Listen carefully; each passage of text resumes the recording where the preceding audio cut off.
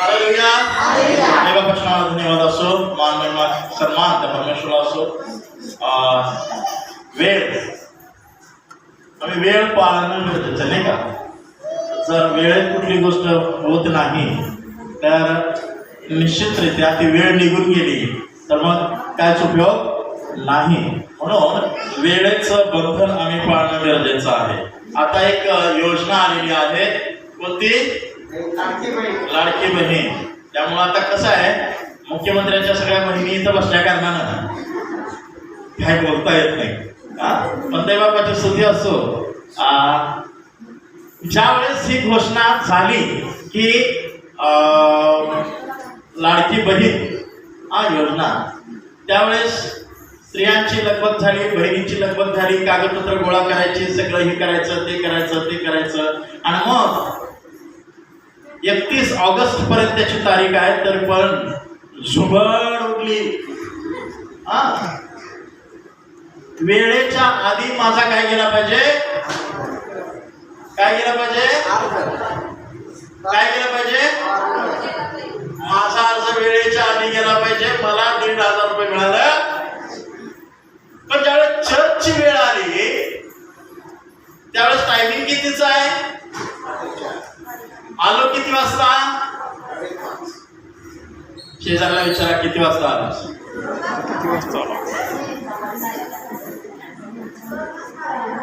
मी परवाच्या दिवशी इकडे यायला निघालो होतो आणि माझ्या बायकोनं माझं डोकं उठवलं.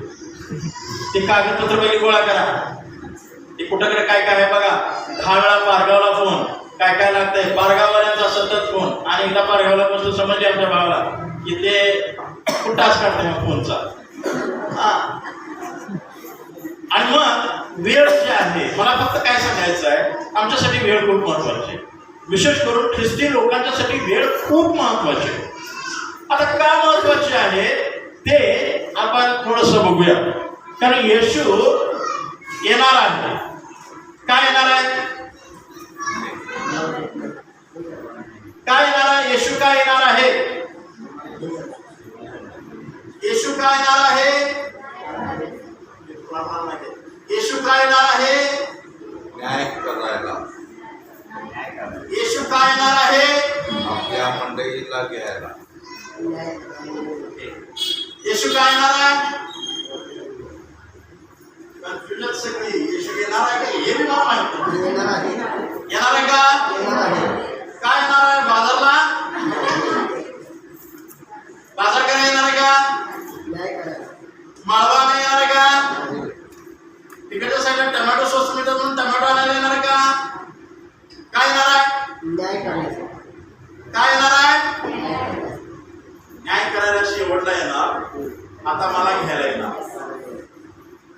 आता शेजाऱ्याच्या हातात घालून सांगा, येशू मला घ्यायला येणार. येशू मला घ्यायला येशू मला घ्यायला येणार आहे. येशू मला घ्यायला येशू मला घ्यायला येणार आहे. येशू मला घ्यायला कोणाला घ्यायला येणार आहे? मला घ्यायला येणार आहे. बरोबर. मग मी काय असायला पाहिजे? मागच्या वेळेस मी सांगितलं होतं की ज्या वेळेस येशू मला घ्यायला येणार त्यावेळेस मी तयारीत असायला पाहिजे.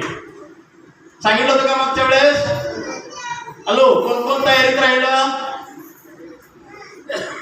तयारीत राहिलेले हात वर करा. म्हणजे ते कसं झालं? तू कर खटाखटा, मी आहे हिंगर मिठा. तू किती वरला तर मी काय बदलायचे नाही. नळे फुंकरी सोनार आणि इकडून तिकडे गेलं वार. आणि त्यामुळेच येशूला यायला वेळ लागलेला आहे. काय ना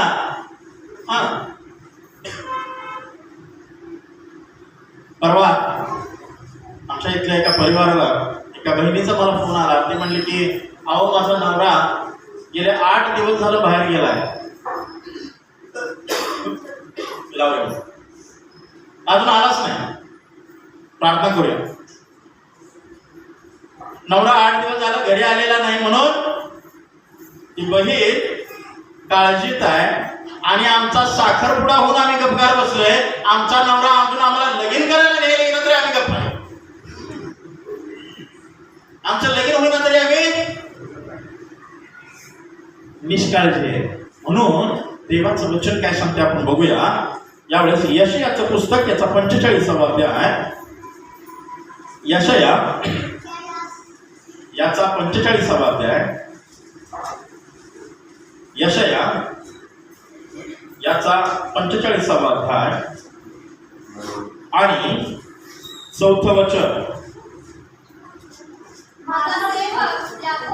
माझा सेवक याकोब, हॅलो, माझा सेवक याकोब, माझा निवडलेला इस्रायल. हा, पुढं, याच्यामुळे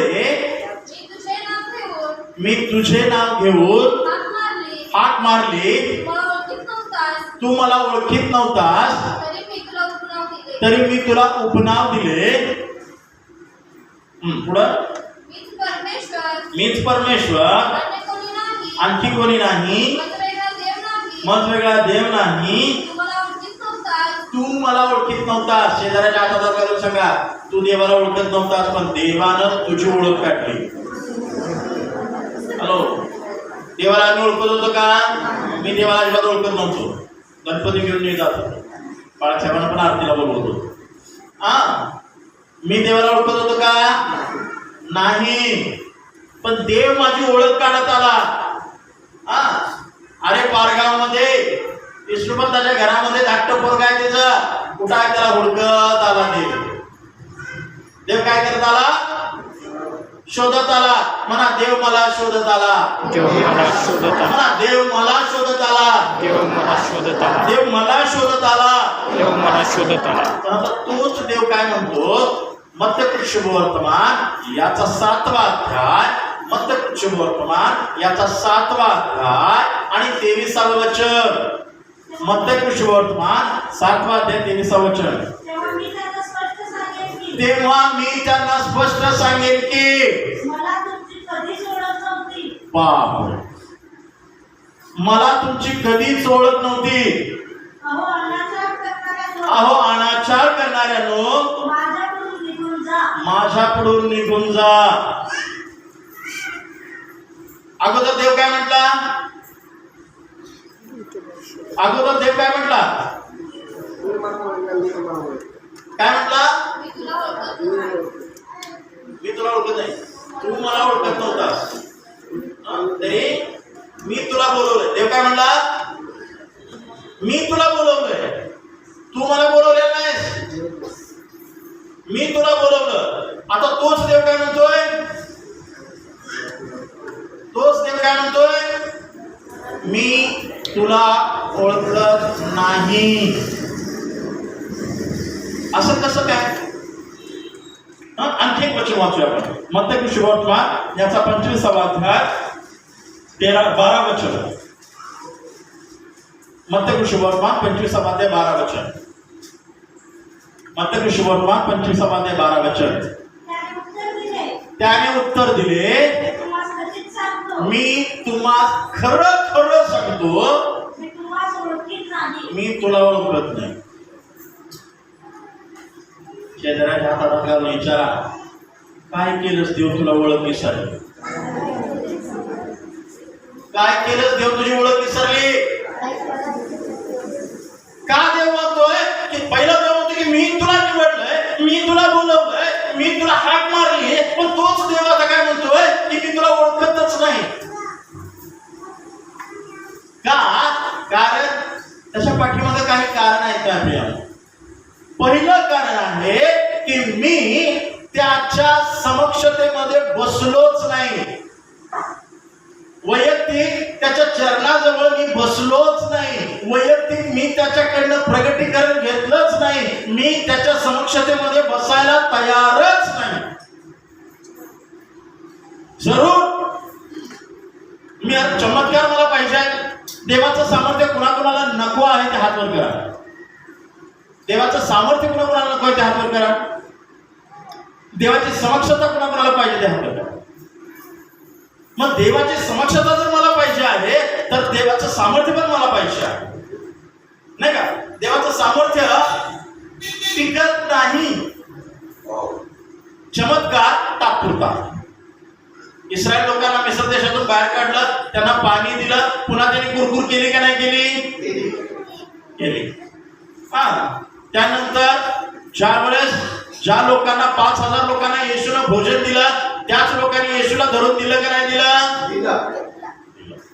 हा, लाजार मेला होता, त्याला उठवला, पण ते उठवण्याच्या अगोदर मार्था आणि मरियाने कुरकुर केली का नाही केली? जिथं चमत्कार आहे तिथं मागं बॅकस्लाइड पण आहे, पण जिथं समक्षता आहे तिथं आम्ही कधीही त्याच्यापासून मागं फिरत नाही. म्हणून मी देवाच्या समक्षतेमध्ये बसणं गरजेचं आहे. पहिले राजे याचा 17वा अध्याय पहिलं वचन. पहिले राजे 17वा अध्याय पहिलं वचन. एलिया तिसबी हा गिलाद येथील उपरी म्हणून राहणारा होता. तो अहाबास म्हणाला, इस्रायलाचा देव परमेश्वर याच्या हुजुरास मी असतो. कुठं असतो तो? शेजाऱ्याच्या हातात घालून विचारा, आज तो देवाच्या समक्षतेत होतास काय? सकाळपासून कोणाच्या हुजुरात होतो आम्ही? कारण जो देवाच्या समक्षतेमध्ये बसतो तो प्रार्थनेला वेळ देतो, कारण मला देवाला भेटायचं. मी सकाळपासून माझ्या बापाबरोबर बोलत आहे. आणि म्हणून मी माझी वेळ पाळणं गरजेचं आहे. देवाच्या समक्षतेमध्ये मी बसणं गरजेचं आहे. जर मी देवाच्या समक्षतेमध्ये बसत नाही, जर का मी देवाचा आवाज ऐकत नाही, जरूर स्तुती आराधना खूप छान झाली, स्तुती आराधना ऐकून मला खूप बरं वाटलं, मला आनंद वाटला, मी आराधनेमध्ये खूप आशीर्वादित झालो. प्रियानो, तिथून पुढं काय? आठवडाभर, या आठवड्यातून एकदाच चर्चला येतो, तिथून पुढे आठवडाभर मी देवाच्या समक्षतेमध्ये किती वेळ बसतो? किती वेळ मी बसते? देवाच्या समक्षतेमध्ये बसणं खूप गरजेचं आहे. देवा आमच्याकडनं काही मागत नाही. देवा म्हणतो की मला हाक मार म्हणजे मी तुला उत्तर देईन. पण त्याला हाक मारतोय आम्ही, पण त्याचे उत्तर ऐकायला तयार नाही, कारण आम्हाला देवाच्या समक्षतेमध्ये बसायला आवडत नाही. देवाच्या समक्षतेमध्ये बसा. ज्यावेळेस आम्ही देवाच्या समक्षतेमध्ये बसणार, ज्यावेळेस आम्ही परमेश्वरच्या समक्षतेमध्ये असणार, परमेश्वरची समक्षता. बरेच वेळेस आपण प्रार्थना करतो. एक वचन वाचा, पुन्हा ऐकवा. पहिले राजे याचा 19वा अध्याय. पहिले राजे याचा 19वा अध्याय आणि 11-12 वचन. त्याने त्यास म्हटले, तू येथून बाहेर निघून जा, पर्वतावर परमेश्वरांसमोर उभा राहा. तेव्हा पहा, परमेश्वर जवळून जात असता त्याच्या समोर मोठा सुसाट्याचा वारा सुटून डोंगर विदारत व खडक फोडीत होता. हॅलो, त्या वाऱ्यात परमेश्वर नव्हता. मी प्रार्थनेला बसतोय त्यावेळेस माझ्या प्रार्थनेत देवाची उपस्थिती आहे का? काय देवाची उपस्थिती आहे काय? स्वतः चेक करायला पाहिजे, मी देवाच्या उपस्थितीमध्ये आहे काय? प्रार्थना करत आहे, नुसतंच बडबड नसते, नुसतंच बडबड नसते. बाबा असं कर, तसं कर, तसं कर, तसं कर, तसं कर, हालेलुया, प्रेज द लॉर्ड, अन्य भाषेमध्ये प्रार्थना करतो, सगळं बरोबर आहे. काय त्या ठिकाणी देवाची उपस्थिती आहे काय?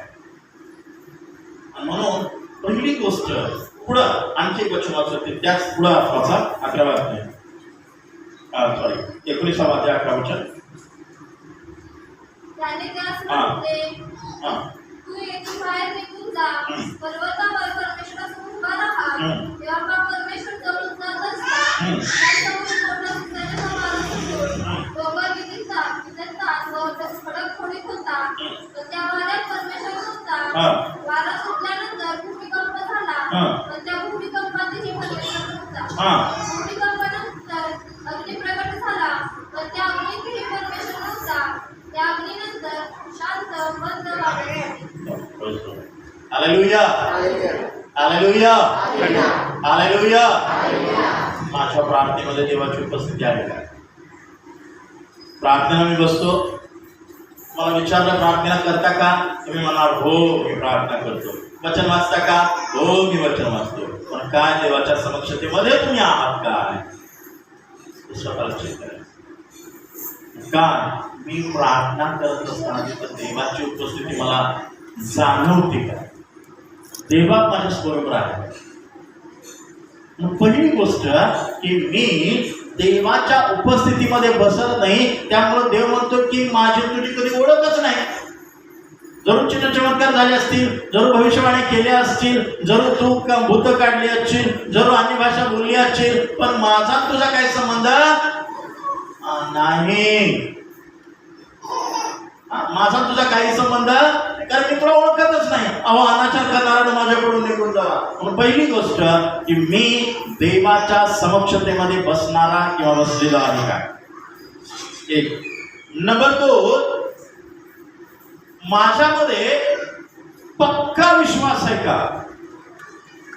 पक्का विश्वास म्हणजे मी प्रार्थना केलेली कधी कधी माझ्या प्रार्थनेवर माझाच विश्वास नसतो.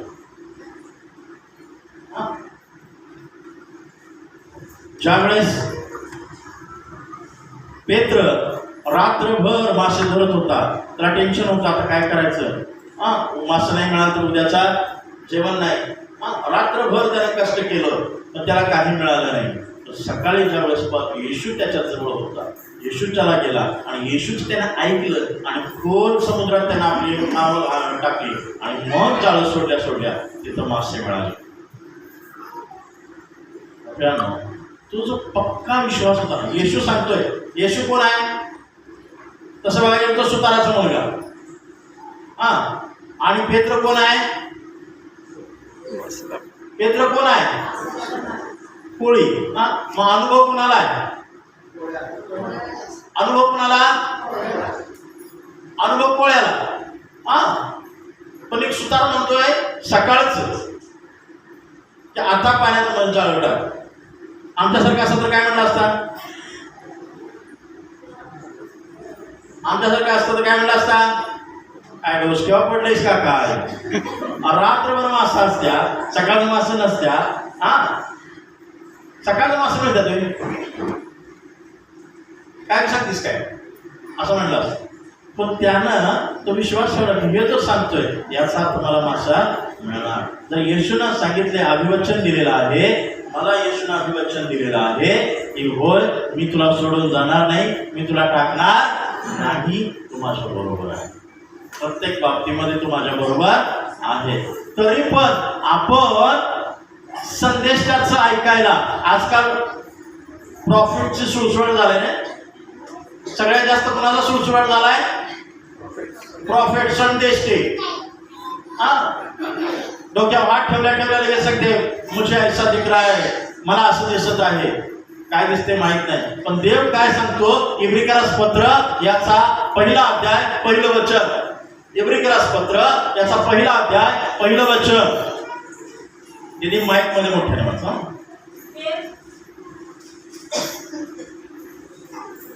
देव प्राचीन काळी अंशांशांनी, देव प्राचीन काळी कधी? पूर्वी अंशांशांनी व प्रकाराप्रकाराने संदेशांच्या द्वारे आपल्या पूर्वजांशी बोलला. तो ह्या काळाच्या शेवटी, पण या काळच्या शेवटी आता पुत्राच्या द्वारे आपल्याशी बोलले, पुत्राच्या द्वारे आपल्याशी बोलला आहे. कुणाच्या द्वारे बोलला आहे? कुणाच्या द्वारे? कुणाच्या द्वारे? येशूच्या द्वारे. आणि मग येशू कुठं आहे? येशू कुठं आहे? येशू आहे. आणि बायबल काय सांगतं? प्रारंभी शब्द होता, शब्द देवासह होता, शब्द देव होता. आणि 14 वचनामध्ये म्हटलंय शब्द देही झाला. आज वचन माझ्यासाठी बोलायला पाहिजे. मी संदेष्टाकडे जाण्यापेक्षा देवाच्या वचनाचा अभ्यास करणं गरजेचं आहे. पण माझा विश्वास वचनाच्या ऐवजी संदेष्टाकडे जातो, त्यामुळं माझ्या जीवनामध्ये अजूनही प्रॉब्लेम्स आहेत. माझ्यासाठी भविष्यवाणी झाली, ठीक आहे, प्राइज द लॉर्ड, पण ते क्रॉस चेक करा, क्रॉस चेक करा. देवाच्या वचनातून मला ते समजणं गरजेचं आहे. देवाच्या वचनातून मला सांग, कारण ते माझ्याशी देवाच्या वचनाच्या द्वारे बोलणार आहे. एक, त्याच्या समक्षतेमध्ये आपण बसायला पाहिजे. दुसरी गोष्ट, त्याच्या वचनामध्ये आम्ही पक्का विश्वास ठेवणं गरजेचं आहे. जोपर्यंत आम्ही पक्का विश्वास ठेवणार नाही, होय हे होणारच, होय ही गोष्ट होणारच, मी बोललोय तर ही गोष्ट होणार. येशू बोलला लाजार जिवंत झाला, येशू बोलला याईराची कन्या जिवंत झाली, येशू बोलला विधवेचा मुलगा जिवंत झाला, येशू बोलला 38 वर्ष दुखणेकरी बरा झाला. तोच येशूनं आज अधिकार मला दिले, त्या येशूनं आता अधिकार मला दिले. बायबलमध्ये 2 पुस्तकं आहेत जे, त्यापैकी एक पुस्तक अजूनही संपलेलं नाही, अजूनही संपलेलं नाही, ते म्हणजे प्रेषितांचे कृत्य. कारण मंडळीचा इतिहास आता सुद्धा मंडळी चालूच आहे. आणि दुसरं प्रगटीकरणाचं पुस्तक ते आता चालू होणार आहे. ह्या पुस्तकामध्ये आमचं नाव असायला पाहिजे आणि त्यासाठी माझ्याजवळ पक्का विश्वास असायला पाहिजे. एक, देवाच्या समक्षतेमध्ये बसा. जोपर्यंत तुम्ही बसणार नाही, नुसतंच तुम्ही मग रविवारचं ख्रिश्चन लोक असणार आणि ख्रिश्चन लोकांना देवाच्या राज्यामध्ये प्रवेश मिळणार. शेजाऱ्याच्या हातात घालून सांगा, ख्रिश्चन लोकांना देवाच्या राज्यात प्रवेश नाही. कुणाला नाही? ख्रिस्ती नव्हा, ख्रिश्चन. ख्रिस्ती म्हणजे अभिषिक्त आणि ख्रिश्चन म्हणजे ज्याला काहीच अर्थ नाही. अभिषिक्ताला देवाच्या राज्यामध्ये प्रवेश आहे, पण ज्याला काहीच अर्थ नाही, ख्रिश्चन असली देवाच्या राज्यात प्रवेश नाही. नावाला ख्रिश्चन असू नका, नाहीतर काय होणार, कुणी आणली तर पिटी, लावला तर कुणी तर क्रॉस लावल. याच्या पलीकडं देवाच्या राज्यात तुम्ही म्हणशीला, देवा आम्ही प्रार्थनेला जात होतो आणि प्रत्येक रविवारी आम्ही 4 वाजता 4:30 वाजता जमत होतो आणि आम्ही आराधना करत होतो. तिथं कॅशो वाजवायचा, त्यावेळेस आम्ही इकडे उड्या मारायचो. ते म्हणणार, मी तुला ओळखला, मला जर देवाला ओळख करायची असेल तर पहिली गोष्ट मला त्याच्या समक्षतेमध्ये बसायला पाहिजे. त्याचं तेज माझ्या चेहऱ्यावरती पाहिजे. मोशे ज्यावेळेस सिनाई पर्वतावर गेला त्यावेळेस त्याच्या चेहऱ्यावर काय होतं, तेज होतं. आणि त्याचं तेज एवढं होतं की इस्रायल लोकांना ते पाहावत नव्हतं. शेवटी त्याला आपल्या चेहऱ्यावरती कापड झाकून घेतलं. आमच्या चेहऱ्यावर तेज आहे का मुक्का मारून बसवले? आमचं कसं झालं माहितीये का, पहिला शमूएल 4 अध्याय, पहिला शमूएल 4 अध्याय, पहिला शमूएल याचा 4 अध्याय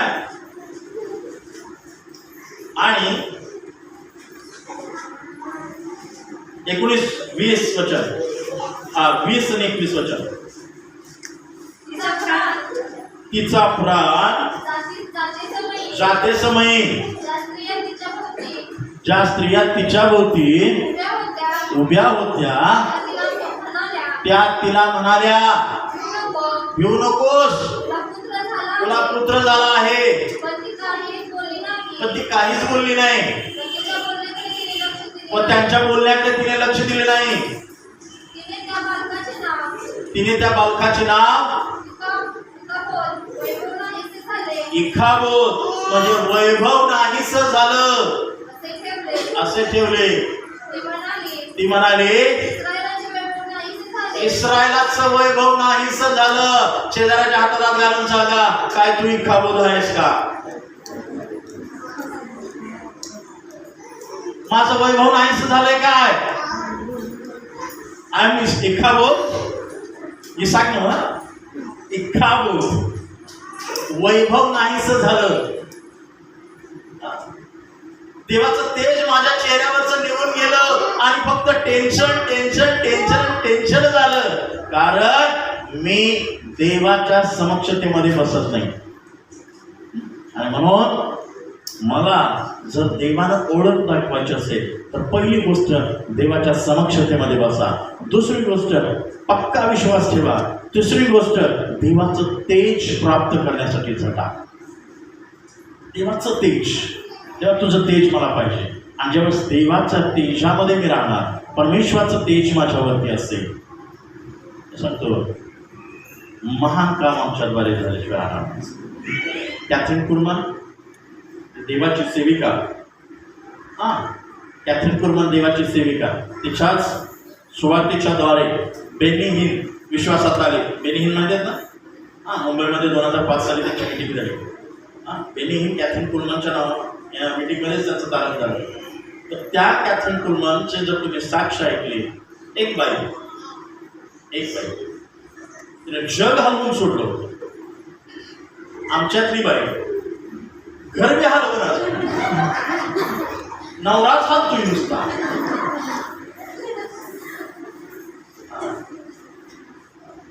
का? समक्षता नाही. आपल्या समक्षतेमध्ये बसणं गरजेचं आहे. देवापाची स्तुती असो. आपण आपले डोळे बंद करूया, मनाखाली झोपूया आणि प्रार्थना करूया.